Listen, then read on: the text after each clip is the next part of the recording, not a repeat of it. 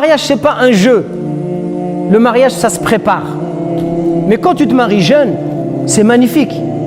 Parce que tu es préservé de plein de choses. Mais quand on n'est pas préparé, ben, qu'est-ce qui se passe? On arrive à des problèmes. Quelqu'un qui est marié, mais sa femme, tous les soirs, il traîne.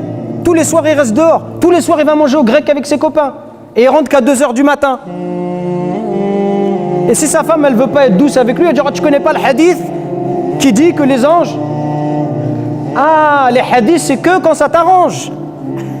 C'est que quand tu rentres à 2 h, avant 2 h du matin, il n'y avait pas de hadith.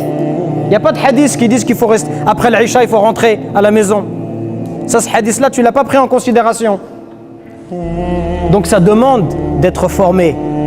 Et c'est pour ça que vous êtes au courant qu'à la mosquée, il y a une nouvelle dynamique. Inch'Allah, c'est dans nos projets de vous former à ces questions-là, pour que vous soyez prêts pour vous marier. Rapidement, pour terminer, le mariage, c'est quoi finalement? Parce que les gens, ils limitent ça, et quand on est jeune, on limite peut-être ça, ou on a peut-être tendance à limiter le mariage qu'à l'aspect de la sexualité. Mais le mariage, c'est plus que ça, mes frères.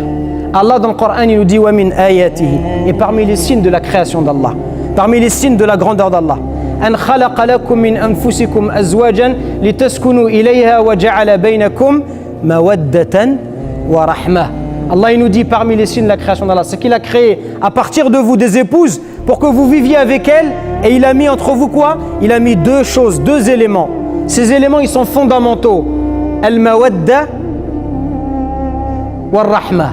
L'amour ou l'affection et la miséricorde. Ces 2 conditions, si 2 choses-là, si elles sont réunies, tu vas vivre une vie heureuse avec ton épouse. Ça ne veut pas dire que tu n'auras pas de problème et que la vie, elle sera facile.